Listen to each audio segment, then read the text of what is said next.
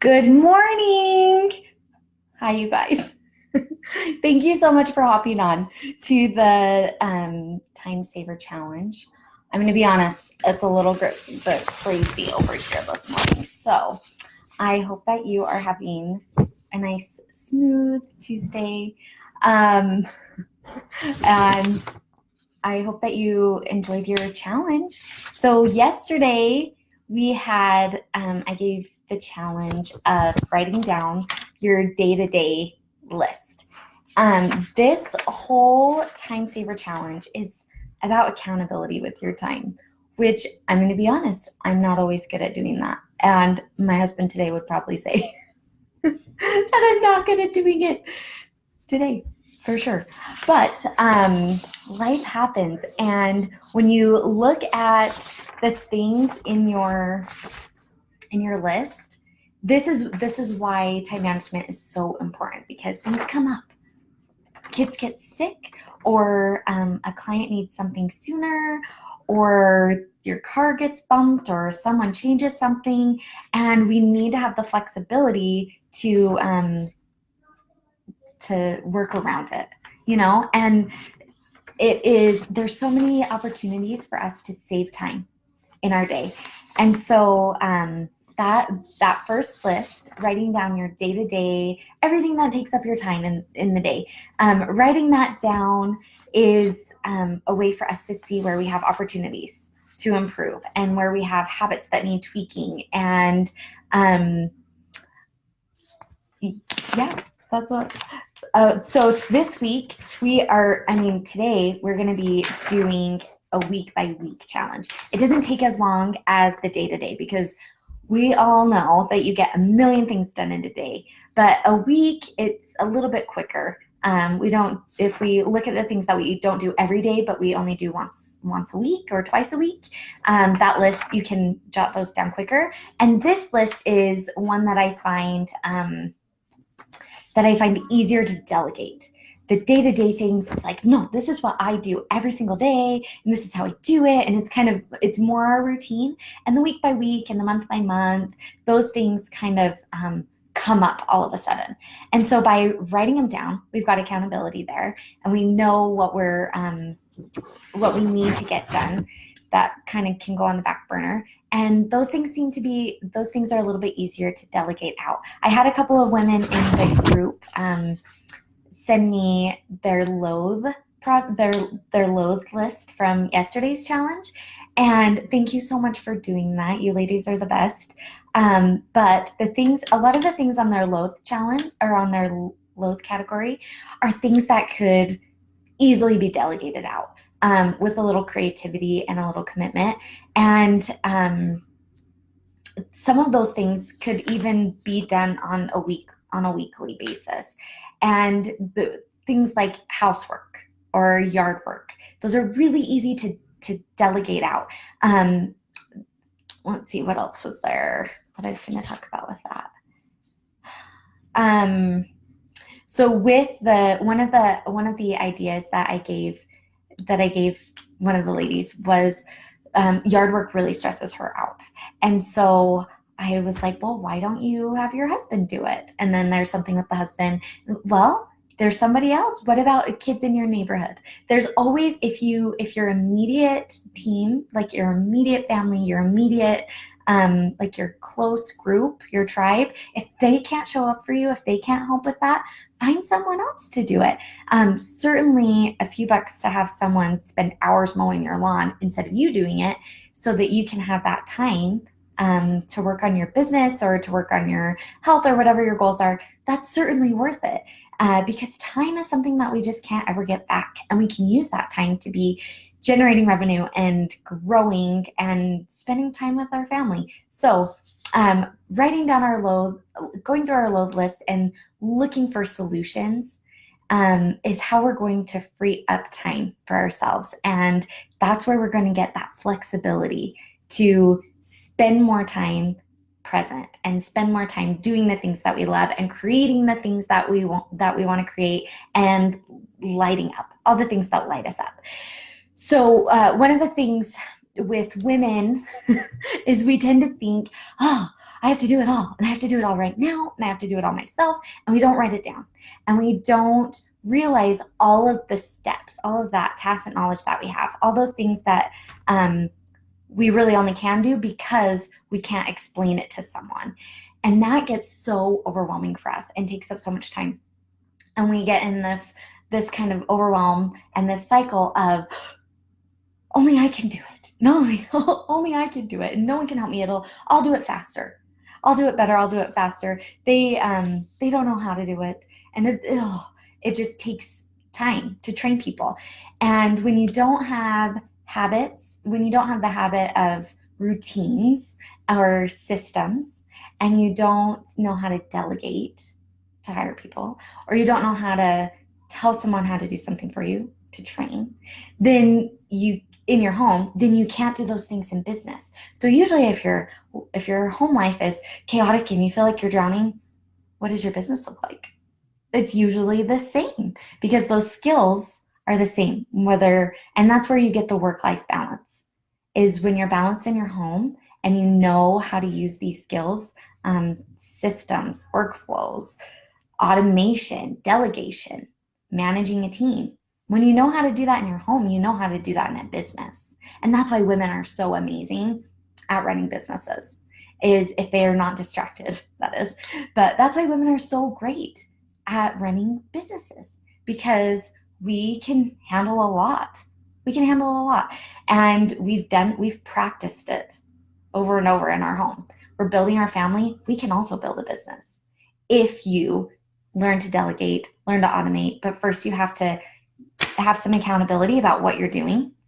And I know delegating it's so hard, because you always feel like, because you can do things so fast. You can do things so quick. You just know how to do it. And it's so painful to watch. It can be so painful to watch somebody try to do it and do it so slow and just like, ugh. But if you don't let them, then if you don't let them try to help you, or if you don't let them learn, then you'll always be stuck doing everything on your own. And that's no way to live. It is stressful. That's stressful. So another point I wanted to make about that is people can really surprise you. I was last week, so my 3-year-old daughter, last week I took the garbage out of the bin in the kitchen, tied it up and took it outside. I came back in, didn't even ask her. She went under the sink, grabbed a new garbage bag, put it in the bin, and put the lid on top. And I was like, oh my gosh, I didn't even know you could do that. The garbage bin's almost as tall as you. But she'd been watching, and she knew where everything was, and she knew it needed to get done, and she wanted to help. And I didn't ask her because I would have thought, oh, it's so much faster if I just do it. But she did it, and she surprised me, and she did it well, and she loved being rewarded for that. And it's a rewarding role to be the leader, and to be able to give rewards and to encourage people and watch people grow. And that's what being a mom is. That's what being a business owner is, a boss of a team, is getting to watch people grow and getting to train them. And anyways, it's just so fun to do that, and to free yourself up so that as they're growing, you're growing. Your business is growing, your family could be growing, but you have time to grow yourself. You have time to reflect, and you have time to be flexible, and you have time to be present, and you have time to do the thing that you love doing. I love working with clients. This is one of the first things that I do is evaluate. We evaluate everything. And I love this part of the process, because all of these light bulbs start going off on things that we're taking control of that we don't really need to be taking control of. And when we learn to let go and ask for help and delegate and automate things, to free up our time, when we use technology as helpers, or family as helpers, or workers as helpers, assistants as helpers, we are freeing ourselves up to do other things, to explore, and to grow our business. And that's where we thrive, is when we're in this place of excitement and being lit up and having the freedom to be creative. A lot of businesses, well, a lot of people, when they come to me, they're in this state of overwhelm and they're like, I need help. I just need clients. I just need customers. And we start with this evaluation part because light bulbs just go off on ways that we're wasting time and things we can be doing better. But they haven't had, and then there's an accountability because now they're realizing. Whereas before they didn't have the time, they didn't take the time. It wasn't important enough to take the time to learn to delegate and take the time to get the system in order, to take the time to, or have the permission to delegate and to get rid of some of these things.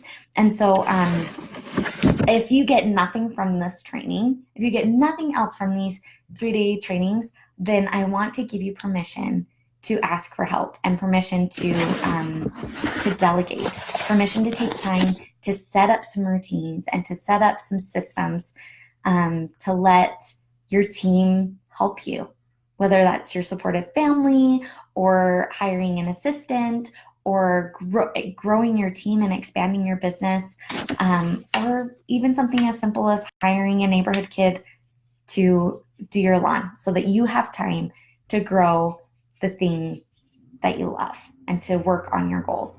It's really, really important that we take that time for ourselves. As women, it's so hard to take time for ourselves to grow, and you get stagnant in that. And and if you've got a business, your business gets stagnant in that, and your family can get stagnant in that, and that's not a happy life to live. We want to always be growing, and we need time to come up with creative ideas and new ideas to be able to do that.